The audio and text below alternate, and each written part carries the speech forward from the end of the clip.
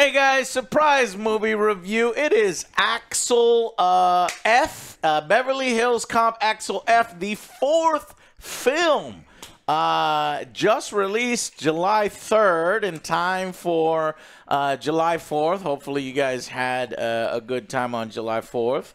And this film is 40 years following the original film and 30 years following the third film. So it's been 30 years, 40 years from the original.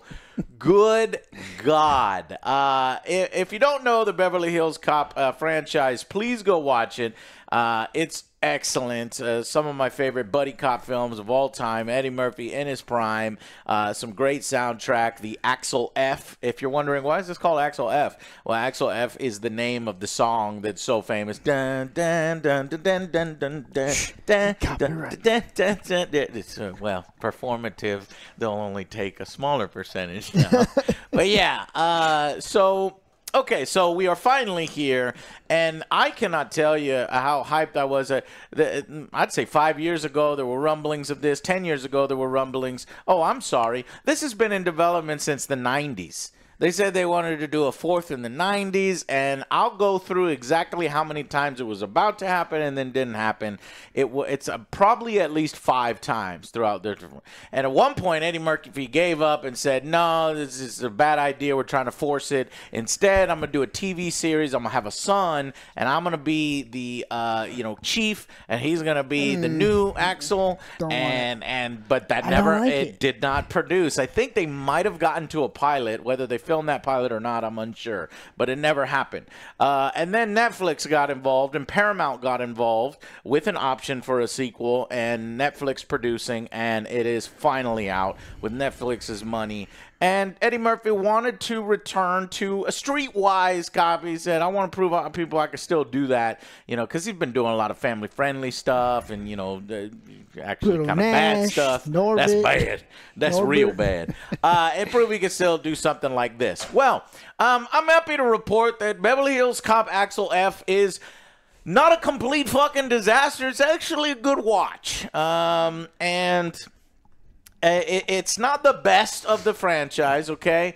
But when you're reviving a film like this with the same characters and they're all super old and it's been 40 years, there have been worse what do you call this film? A re-up, from so long, or a return. Let's see, Dumb and Dumber. He's done the most recent one, Coming to America 2. Yes, that was Coming to America 2, real bad. Dumb and Dumber 2, real bad. What other examples are there of like these old ass franchises? There was the Pee Wee Herman one, wasn't quite as good, and then there was Joe Dirt. That was really bad. So a lot of failures in this sort of subgenre of revivals of very long dormant franchises. But I would say ultimately, because of the performance of Eddie Murphy, and he really holds up the film. And some of the energy, mainly towards the beginning of the film. I think that the film kind of peters off and falls into a lot of tropes and gets some of the pacing wrong, maybe a little too long as well.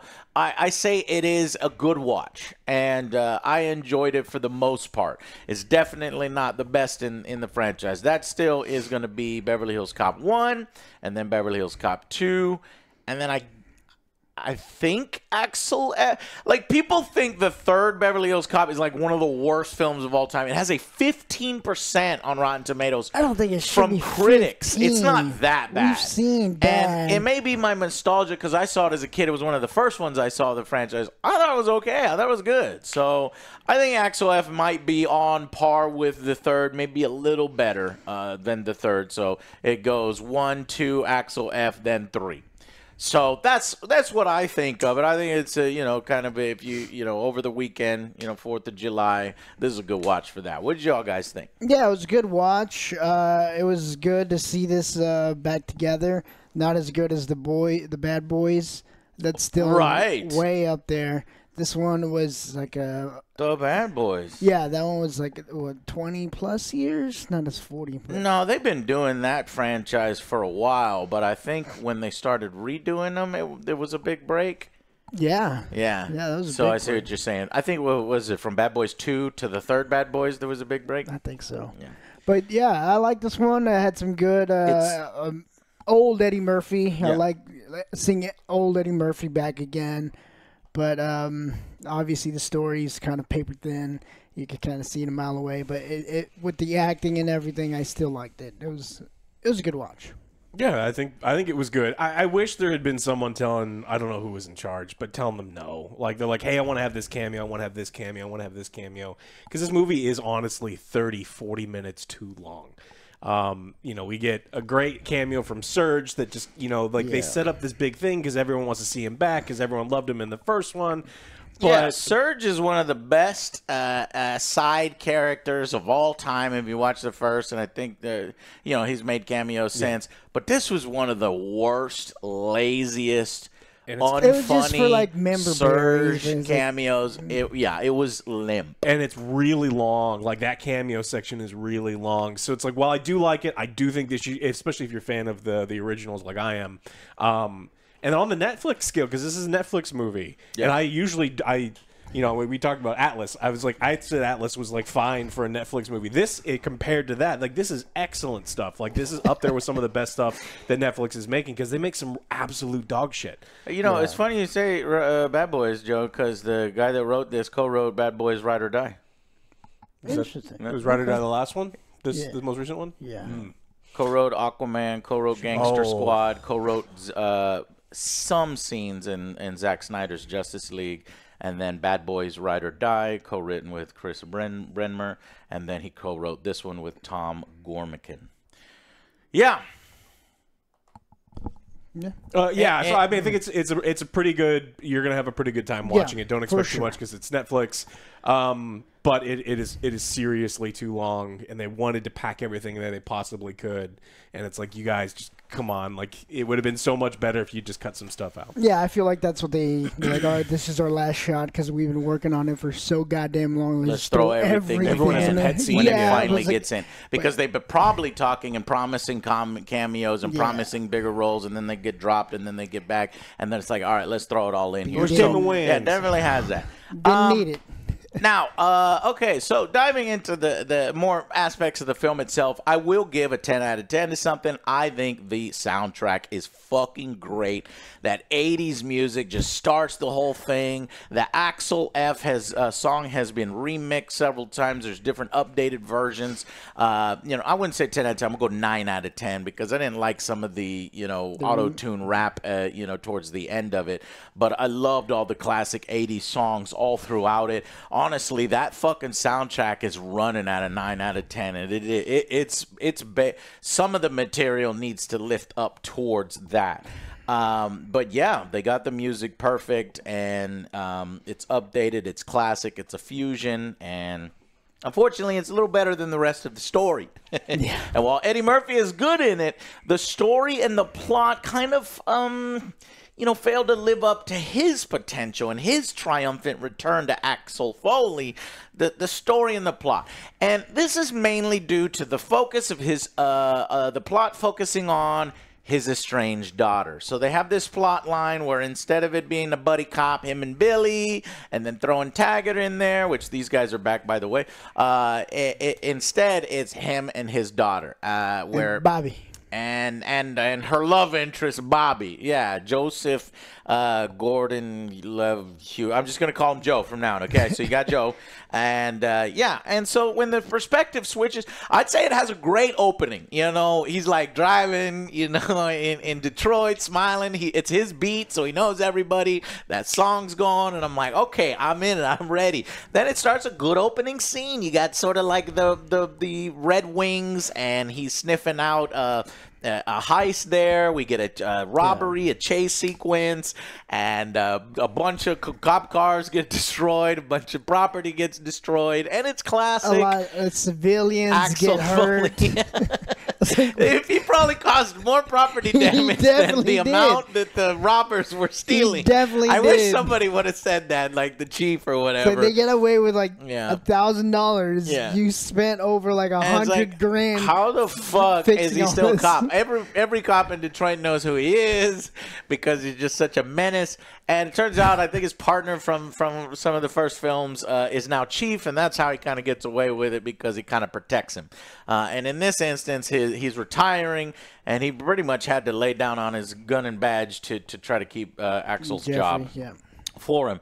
But yeah, so like I said, it's got a good opening scene, and I really like that. But then once we switch to perspective with the daughter, you know, this is where some of the issues come in. A lot of the time is spent on his daughter and on her love interest, Joe, and repairing his relationship with his daughter. While some of those elements are interesting and do work, there's a few times where it doesn't quite land the way the film seems to think it's landing. And while that sounds like a natural progression for our favorite character, an older Axel Foley, right? You know, repairing his relationship with his daughter who lives in Beverly Hills, it's just not quite at that high execution that it needed to be, that some of the originals were. What about the jokes? Did this film make you laugh? There were a couple moments. Yeah. That's what I like, the Eddie Murphy parts when it's just him. It's returning back to the old Eddie Murphy. Some good lines in here. Alex pointed something out, and it breaks my heart because Axel is so charismatic. You watch the other films, and one of the elements of his charisma is his laugh. The Eddie Murphy, like, I don't even know how to do it. You do it. Hank. No, you know, you did a good one when you were doing it. That was perfect. Yeah, but he came out and said that he doesn't like doing his laugh anymore, and he purposely changed it. And I was watching, and it's like, oh, I missed the laugh so much. I missed the laugh. It's so iconic. Which one of you fucking assholes made Eddie Murphy self-conscious about it? This has to be some baggage that he's carried over the years that some people were talking shit back in that day, because he hasn't done it in a while. And it's so iconic. We all love it. It's so iconic, Eddie. Don't listen to none of that shit. Bring it back. You know, if there is a potential fifth film, because Paramount did option a potential fifth if this does well. And looking right now at Rotten Tomatoes and sort of the online discourse, it looks like people are enjoying it. And I'm happy for that. I do think, you know, I was expecting to be a little funnier. There were some good jokes, but there were some definite jokes that didn't work. And I'll talk about some of those jokes in the spoiler section. Yeah, I feel like he didn't go like real, like Eddie Murphy raw. I guess he stopped doing that. Definitely not. So, but at least we do get, I think we get somewhat more moving the needle in that direction. Yeah. But I don't think he's willing to do that anymore just because of his age and everything he's been through. And he's been so squeaky clean and stuff. And so I am... He does say the N-word a lot. He does curse, you know. So this is an Eddie Murphy that we haven't seen in a while. And honestly, kind of when he gets back to that, it feels a little awkward at first because he hasn't seen Eddie Murphy do some of that. And I'm like, okay, yeah, gotcha. Yep, keep going. Okay. So, yeah, I'm sorry, go. No, you're good. Okay, so basically because of the whole daughter storyline, a lot of what we could have seen, you know, Axel doing the investigation, doing the little bits here and there that he always loves to do, you know, you know, doing all the different voices. Billy, you calling me? Who the hell are you, bumbleclot? You know, these kinds of outrageous characters that he comes up with to get into locations he's not supposed to be in. He still does that, and we'll talk about it because there's some good ones and some bad ones. But because of the daughter storyline, we get a little less of the cop, of the Axel. You know, and I was just wondering if there was a different way to do it.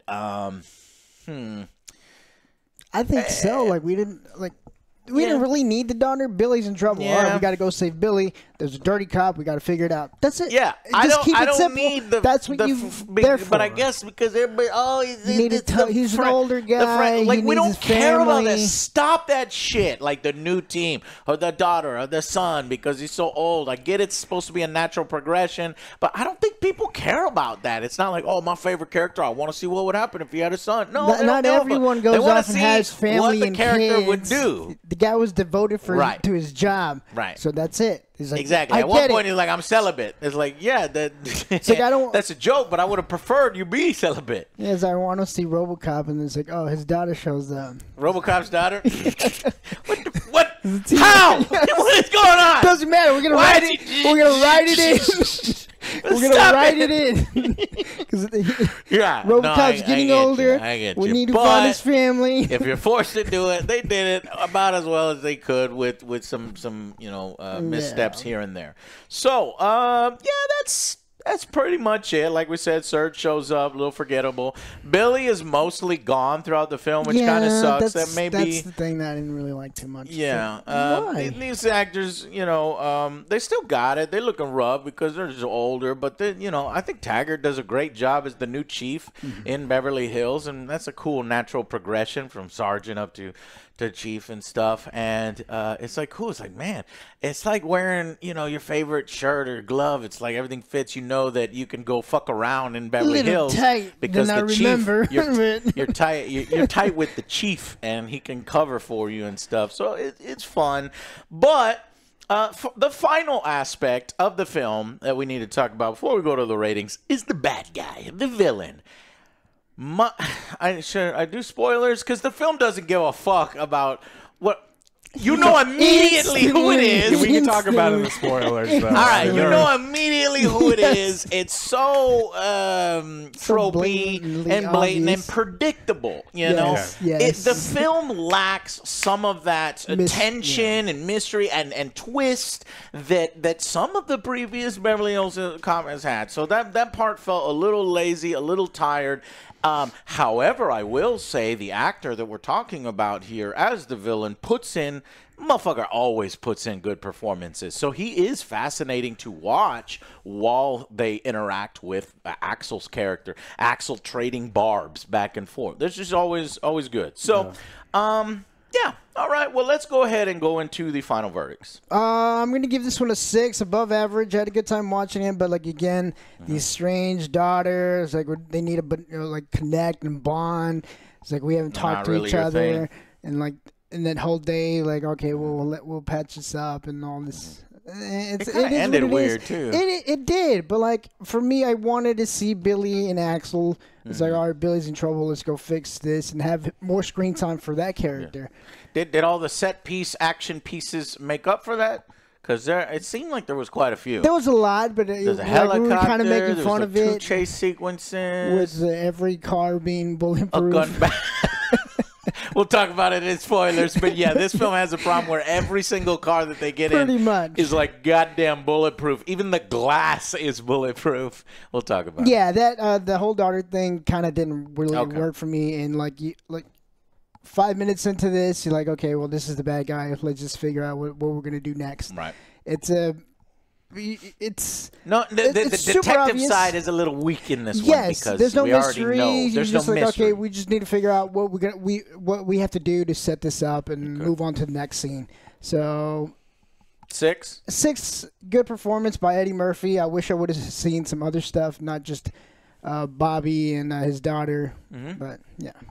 Yeah, I agree with that. I think the daughter storyline absolutely could have worked. I think that Are you saying it doesn't work? Oh, no, I don't think it works.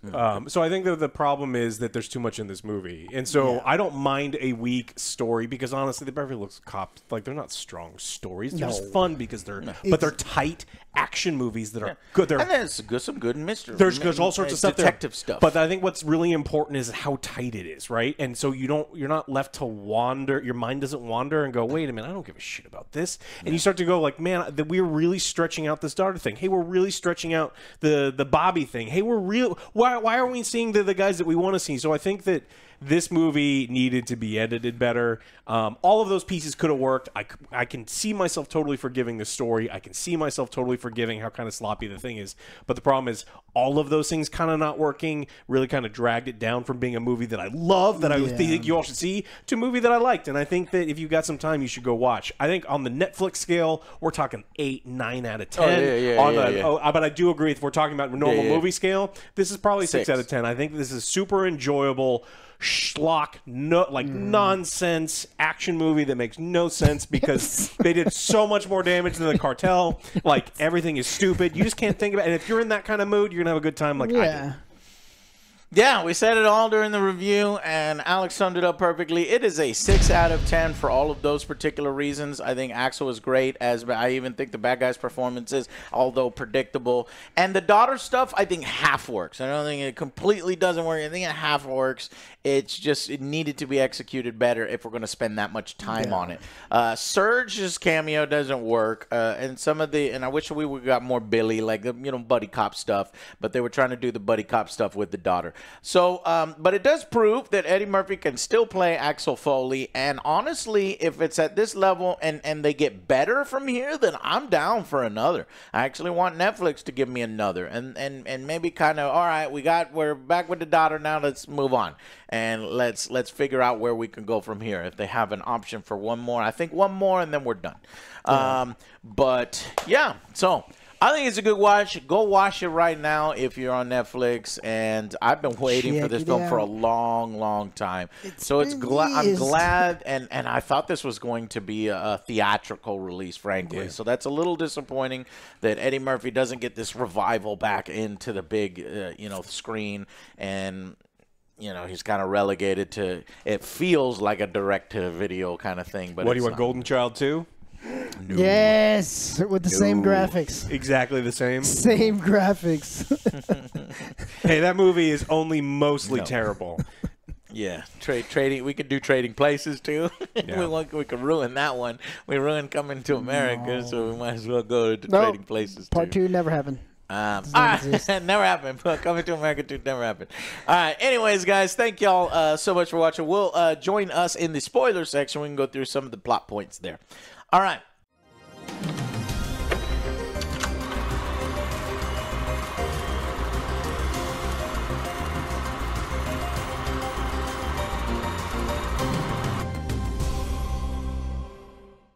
Hey, welcome to the spoiler section. So, I wanted to tell you all the different times that they tried to get this film going. So I'll try to summarize it real quick.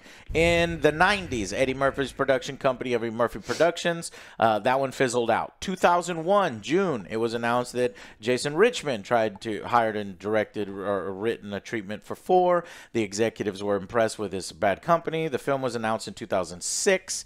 Jerry Bruckheimer and the script, and then that one fell apart. In 2008, so that's 2, count them, Rush Hour, Brett Ratner was officially named director and trying to do that one. In July 2008, they were hired to improve the script for that one. Okay, so which one are we on? We're on 3, right? Mm-hmm. That one fell apart. The script was eventually rejected. Ratner worked on a new idea. I'm working very hard on the 4th. It's very difficult, especially since there were 3 before. We're trying to figure out some important things like, where do we start? Is Axel retired? Is he in Beverly Hills? Is he on vacation? Does Judge Reinhold return as the lovable Billy? Many questions to figure out, but I'm hoping to have a script before the film disappears from our existence. Then the film disappeared from their existence. And then we did November 15th, 2010. So there's 4.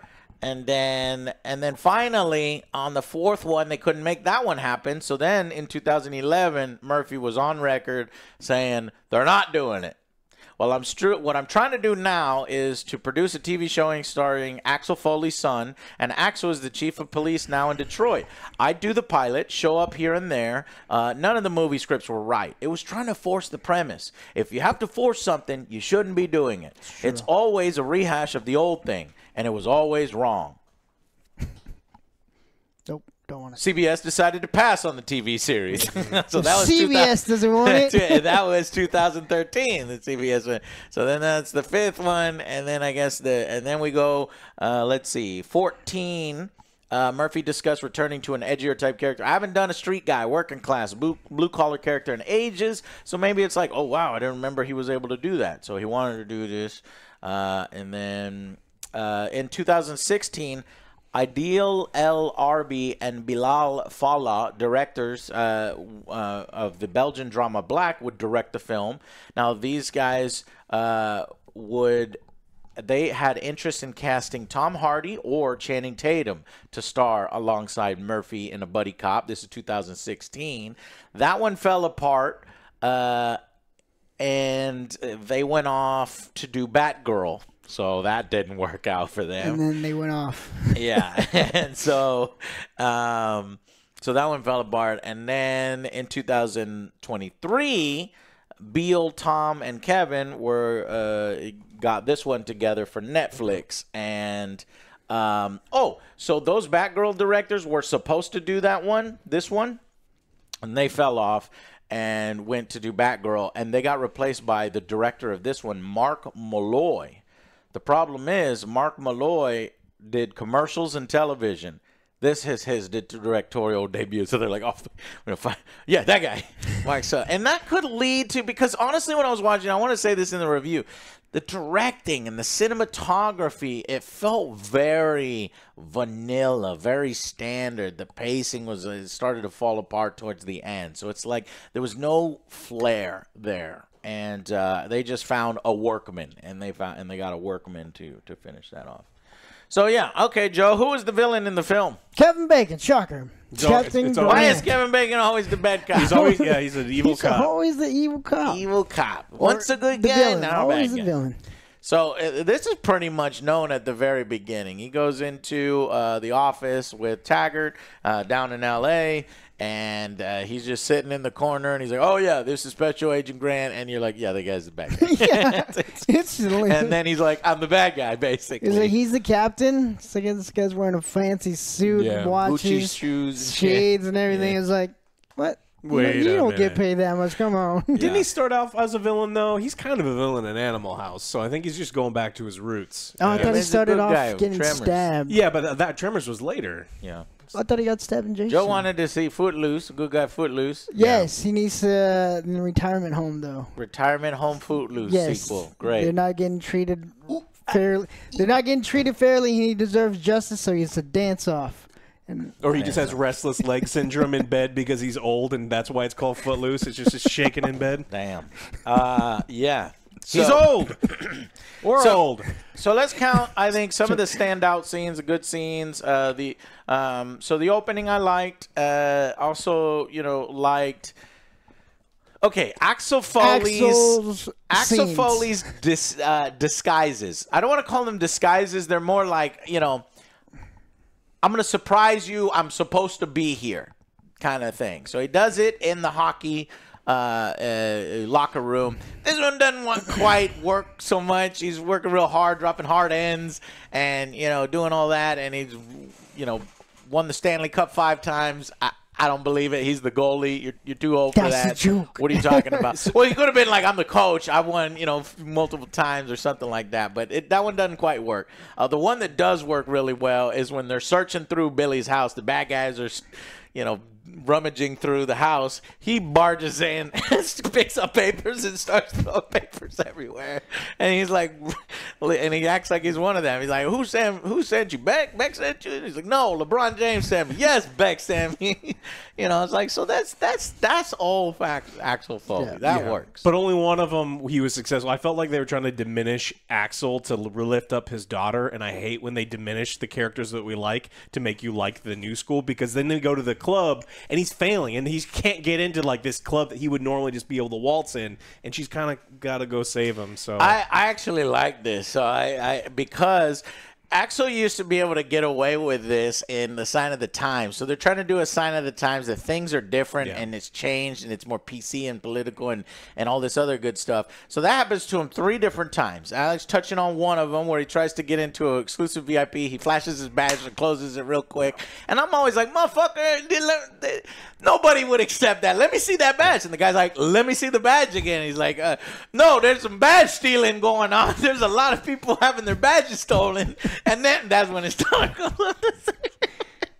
And so there's that one. And then there's one where I guess he's just motherfucking tired. He doesn't even want, he just got into an argument with his daughter. He's trying to get a comped room. And he's like, you know what? Forget it. How much are the rooms? And she's like, $936. He's like, I love Beverly Hills. And they cut away. And the final one was where he goes, my brother, you know, he goes up to a guy and he's trying to, and I think this was in one of the previous Beverly Hills Cop, like my brother, and then it's like automatically they're best friends, and I think it's kind of making fun of how it worked in the past, and now it's like, motherfucker, I got 5 kids to feed, or whatever he says. He's like, I got medical bills, and I'm not just gonna lose my job for you. Or something, and like, surgery. brother, this, like, we had a cookout, and I'm like, I like kind of this, and then I guess Joe steals the keys while he's not looking. So those worked, but there's ones that don't work. Like, he goes into... He has only one of them that works. He only has one con the whole movie that works. Yeah, okay. Yeah, which is the one that works. The one that we talked about, right? Yeah, and then so it's like, that's the problem I have, is like, he looks completely inept now, and it's like, oh, I don't like thinking of him as like not, like, completely unevolved with the times. Like, he should know something. Give him one or two good successes. He has his pulse in the streets. I don't think he's walking the inept. streets. Yeah, the streets.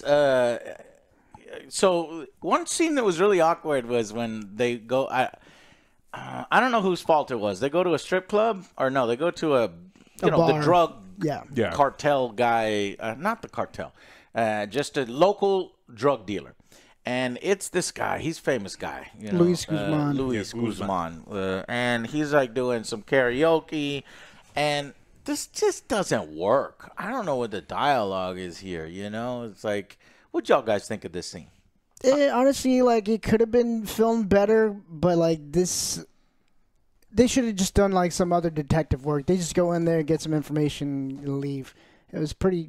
It was weird. It's a too long of a scene. Yeah, it's not that good of a scene, and they wanted to have Luis Guzman in there, who's great. And it's like, but he's not good in this. If we could have had a 5-minute scene with him, it would have been fine. But like, they really stretch out some of these cameos. It's a misfire scene, and then Joe kind of steps up and he says, "Hey, you know, because you did great." Eddie Murphy's doing. He's like, "Who the fuck, you know? You just." And so immediately it doesn't work. Joe steps up and he says, "I'm gonna help your daughter," and then he kind of I'm gonna help your nephew.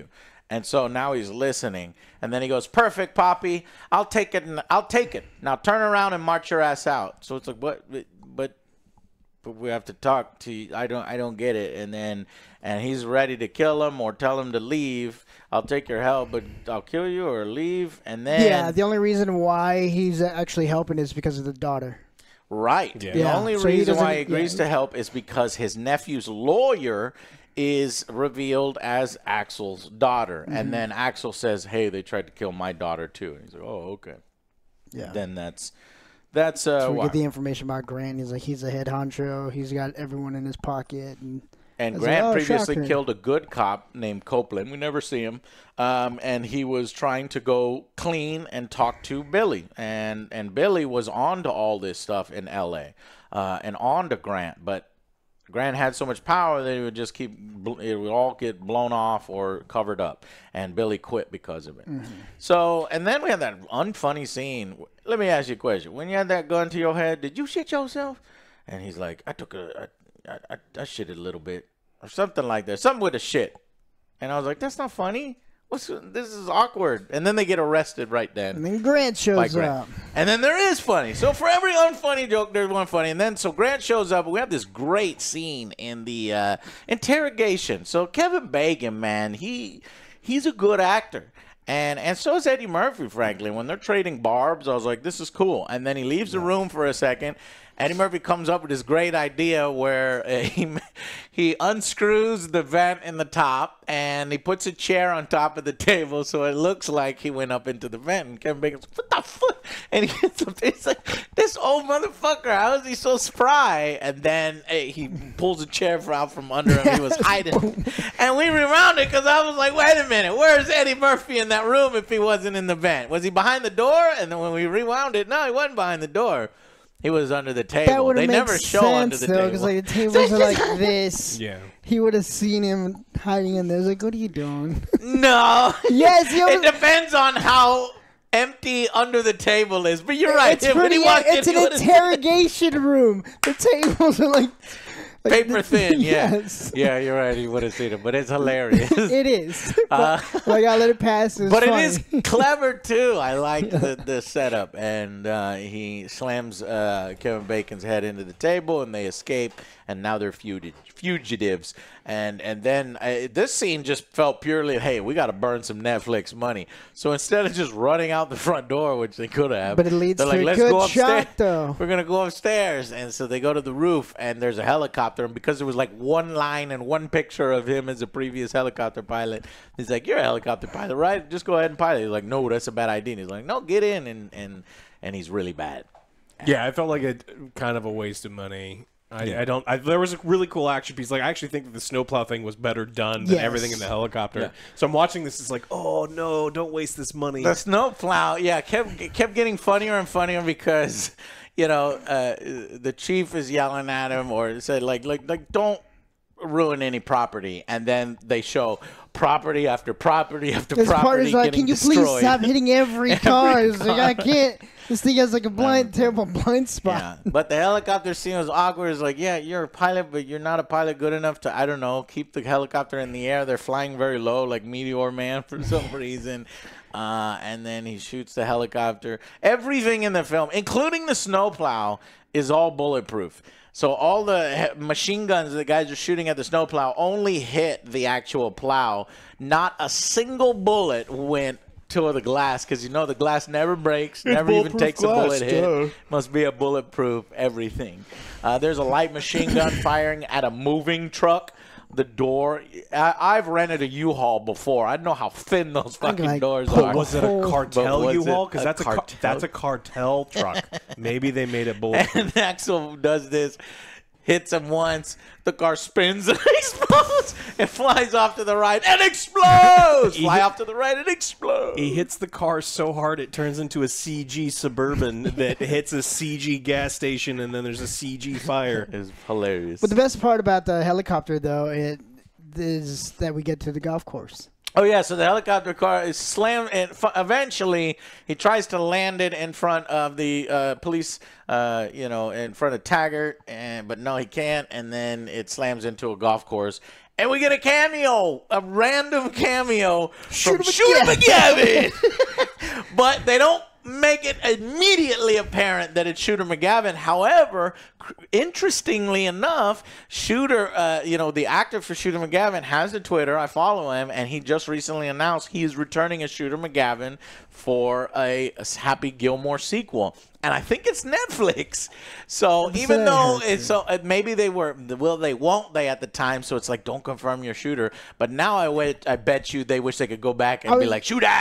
No, I was hoping like at least have a line. It's like, oh, I'm training for, like, what are you guys doing? I'm training for a tournament coming up. Just leave it like that. Yeah. So now this is, but it's there, and he's there, and he could very well be Shooter. He just never says any of the Shooter stuff, but he's Shooter. Okay. He eats pieces of shit for breakfast. Yes. He does eat pieces of shit for breakfast, and this is confirmation that the Beverly Hills Cop universe is the same universe as Happy Gilmore. Done. Confirmed.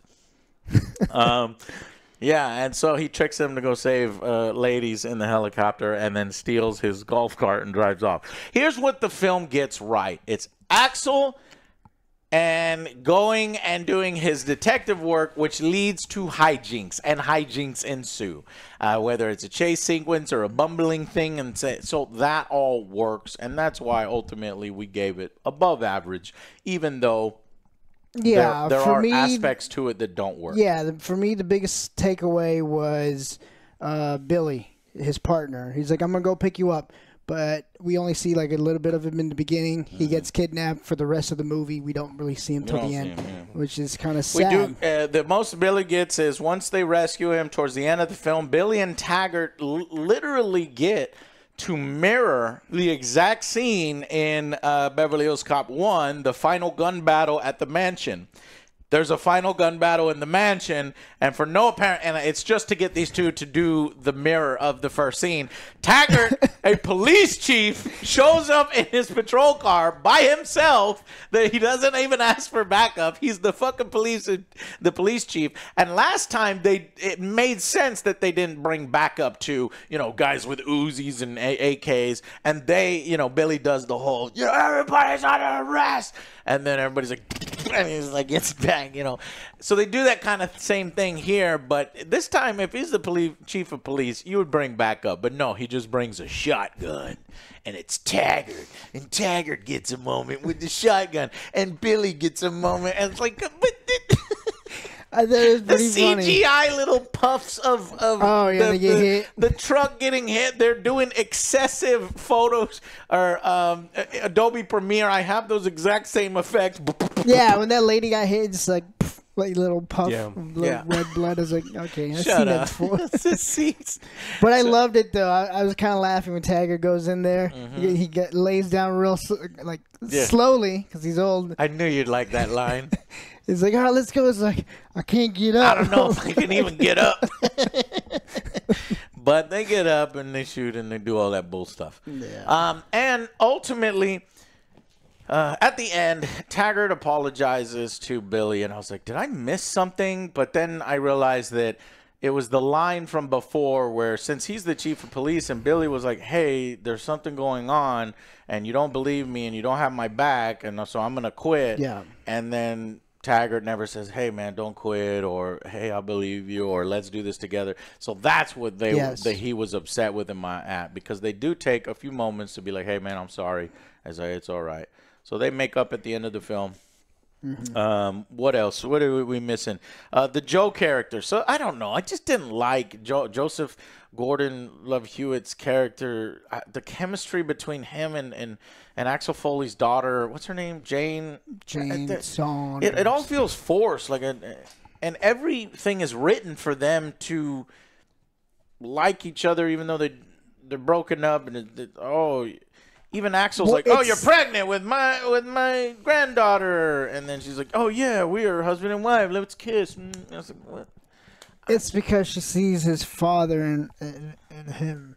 She's I did like that line. I can't date cops. Yeah, he because she's seen what it's done. Him and Joe are trading barbs, and Eddie Murphy actually, one time Eddie Murphy shuts up and looks down because he's like, oh, man, this is my fault, because he's like, well, why didn't y'all work out? So he's like, oh, you're making fun of my problems with my daughter? Well, y'all didn't fucking work out either. He's like, yeah, because she can't date cops, and it's because of you. He doesn't say it's because of you, but he knew it was because of him, so he shuts up. So that was good. So like I said, there's genuine moments there that kind of work, and you have that, and then sometimes not. So that's why I'm actually interested in if they could do a fifth film here. But Surge's scenes, they're not funny. He can't say Abbott. Ha ha ha ha. I bet. And he says titty monkeys. Oh, they look so good. They're like titty monkeys. And Eddie Murphy's like, don't call my daughter a black person a monkey, especially not with that accent. And I'm like, this isn't funny. And then he goes to the mansion, and the realtor lady, so annoying. And I'm like, they both need to shut up. And I'm like, yes, they both need to shut up. Yeah, I didn't really like the scene. It was just new like character, just new for side member character. berries, but there was one funny line. She goes, yeah, my son's a loser. He's 4. He's 4. And why is he a loser? He wears glasses. He's got all the words. My son is 4. He wears glasses, so he's a loser already. You can just tell. All right, that was funny. It made me laugh. So you son of a bitch. Yeah, bitch is crazy. Yeah. What else? I mean, I just want to see another Rush Hour movie. Hopefully they don't sideline Jackie Chan and have him get kidnapped, and then Carter has a daughter that we need to spend an hour and a half rescuing. I think the time is totally past for another Rush Hour, because they were teasing that Rush Hour, the last one, for so long. Then they finally did it. So I think that's out of gas, but we thought everything else was out of gas. I mean, Netflix has money to burn. They keep upping our subscription costs, so. Kindergarten Cop 2. Yeah. They already did that. with the Larry the Cable Guy or something like that. Yeah, there's a Kindergarten Cop 2. Holy shit! Look, watch it. No, I'm not gonna watch it. I haven't seen it. just I don't said wanna it ruin exactly You like just something you would watch. You just It said, sounds like something you would watch. Because there's not a Larry the Cable Sasquatch. Guy. There's not a Sasquatch in there. You won't watch it. Look, we always make fun of what is a Delta farce. Delta Farce. Yeah. Larry the Cable Guy. I actually never saw I'm that good. one. So in I'm the good. end, they have a final confrontation in the mansion, and so Kevin Bacon goes to shoot Axel, but his daughter shows up, Jane, and so then he turns the gun, shoots at the daughter, but Axel jumps in the way, takes the bullet. Not for a minute did I think he's gonna die or anything. You can even see it nick his shoulder, and then Joe comes in and shoots Kevin Bacon in the head, and that's how all that is solved. And then he has to go to the hospital, and he doesn't want to eat fritters because he doesn't know whether they're corn fritters or another type of fritters. And he goes, it just says fritters. And so he goes to the diner. His daughter finds him at the diner because now she knows him. And then he apologizes to his daughter, and then his daughter apologizes to him. And then the scene just kind of fades while they're walking in the middle of the street, bantering back and forth, which it's a little weird. And then it says a few days later, it's like they needed to inject this scene somewhere, and they couldn't figure out how to inject it. And this scene I really like because it does have some of the life of the original. And That's this why I scene is wanted straight more of from that, though. Yes, me Yes. too. It teased at it. Yes. It's like if we didn't have the daughter, this is the kind of shit that we would have had. Exactly. And it would have been funny because, like, I'm old man now, and he's like, hey, you still having sex with your wife? And Taggart, I just love that how Billy asks inappropriate questions, and Taggart is such a straight man. He's like, what the fuck? You know? And then Eddie Murphy comes in and interrupts it. You are the most worst tale. And this is straight out of Beverly Hills Cop 1, because when he was doing shit, And I love that. And it sucked. the chief That's what made me put sad. those two on him and said, make sure he doesn't leave that hotel. And he keeps leaving the hotel over and over. And so, yeah. And so this is good. This is why I want to see a fifth film. I want all these actors to return. And then maybe, okay, we did the daughter. Your relationship is good now. Now we can minimize her as a cameo and then just do some of this, because this is a good buddy cop stuff. But Yes. they've already done so much. They've already done the drugs. They've already done the police are bad. They've already done. I'm like, there's not a whole lot left for police detective drama. So I don't know how A they new would do it. Kingpin taking over. Surge will come around, and he'll Surge is the and it'll Kingpin. be a 45-minute segment with him not being able to pronounce bread. And yeah, Red. his big villain That's speech funny, right? Oh, wait. is ruined Red. because Axel can't understand what he's trying to say. Yeah. So, all right. Anyways, that's about it. That's the breakdown, and it's funny. There was one other scene where there's a meter maid, and he jumps in the meter thing, and it's funny because the guys are chasing him the whole time with powder on their face, and I kept watching the guys. I'm like, there's no way they were running for that long. You said that was the daughter whenever they got Oh, picked that's up, right. Yes. Okay. So I didn't even know that Eddie Murphy, because I seen one interview and he had his daughter in there, and this one cop looked like his daughter. I looked it up. It is his daughter. So these two funny, or they try to play it off as funny because they're all like, they got a Segway and they got like an energy car, or and they're like, what is this? So they arrest him, and that was one of his daughters. When I looked it up, he has 10 kids. I didn't know He's he the had original 10 Nick kids. Cannon. Well, then later on, those two officers called Taggart, and he's like, "Hey, these guys just got picked up for the cocaine bust or cocaine Yeah. thing." I was like, So what? that's why Taggart was able to come to the rescue. So I guess she wanted another scene. Yeah. Oh yeah, Because they didn't really connect. But that's not your Exactly. your job. Or Yeah, I don't it's know like you what's didn't happening. really know that was They're just trying to Taggart's put her in there. friend. And I was telling Joe, I was like, well, why didn't they just use Eddie Murphy's daughter as Eddie Murphy's daughter? But I guess, doesn't have the acting chops. she didn't have the acting chops, or they wanted her to look a certain way, or is that saying that she's not pretty enough? I don't know what's going on, but acting's, I don't know. You have to have a good actor, I guess, and maybe they thought she wasn't a good actor. But then why did they put her in the film? Because she did fine for her scenes.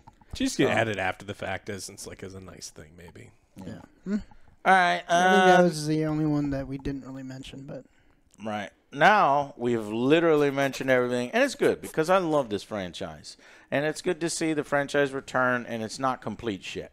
Okay? I want to see the third one again. See if it's. I do want to see the third one. Why does everybody think it's a 15%? Everyone hates that. I haven't seen it in a long time. Even Yeah, this I know movie everybody makes fun. hates it. This movie makes fun of that one. When George Joe is going through his record and he's like, "Oh, and you came back in 1994. What the fuck were you thinking?"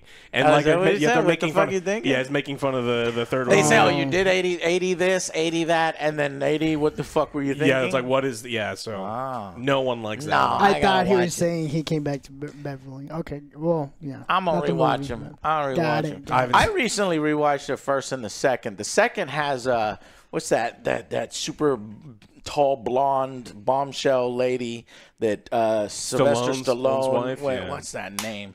And Flavor Flav guy Bridget? with Bridget. Yeah, she's in that one. Brigitte And Nielsen. the second one, 1 and 2 is good. That lady and I went just don't- crazy. There's probably She a, went crazy. yeah, she did go crazy. Anyways, that's it. Thank y'all so much for watching. Let us know what you thought of it. Go watch it on Netflix. We think it's a good watch, and we'll see you on the next Angry Joe Show. Bye, guys.